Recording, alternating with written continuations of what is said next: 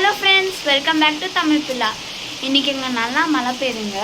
இந்த மழையில் எங்கள் அம்மாவை பக்கோடா செய்ய சொன்னேன். ஆமான்னு சொல்லிட்டாங்க. அதனால் எப்படி செய்கிறாங்கன்னு இந்த வீடியோவில் பார்க்கலாம் வாங்க.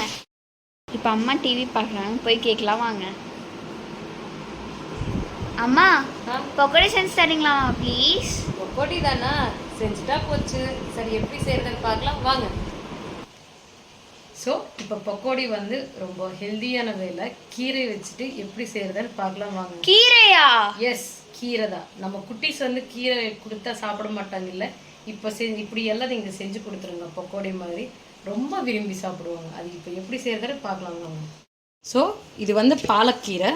இப்படி நல்லா வாஷ் பண்ணிவிட்டு குட்டி குட்டியாக கட் பண்ணி இதில் ஒரு பவுலில் வச்சுக்கோங்க. அப்படியே கொஞ்சமாக புதினா, அப்படியே புதினா வந்து ஸ்மெல் நல்லாயிருக்கும். அப்படியே கொஞ்சம் கொத்தமல்லி, அதுக்கப்புறம் இடித்த பூண்டு, கொஞ்சமாக இஞ்சி, இது எல்லாமே போட்டுட்டு கொஞ்சமாக காரம், கொஞ்சமாக உப்பு. இப்போ இதில் கடலை மாவு கொஞ்சமாக ஆட் பண்ணுங்க, நிறையெல்லாம் வேண்டாம். ஸோ இப்போ இதில் ஒரு 1/2 கரண்டி ரைஸ் ஃப்ளோர், அரிசி மாவு, கொஞ்சம் ஸ்மெல்லுக்காக ஓமம்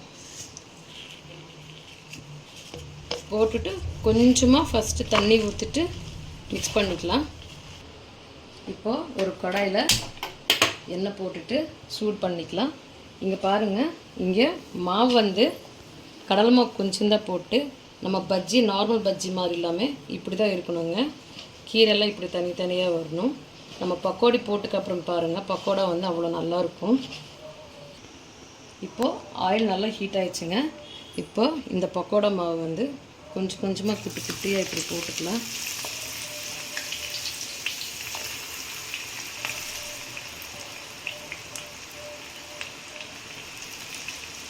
எடுத்து கொஞ்சம் வெந்துட்டுக்கப்புறம் நம்ம எடுக்கலாம்.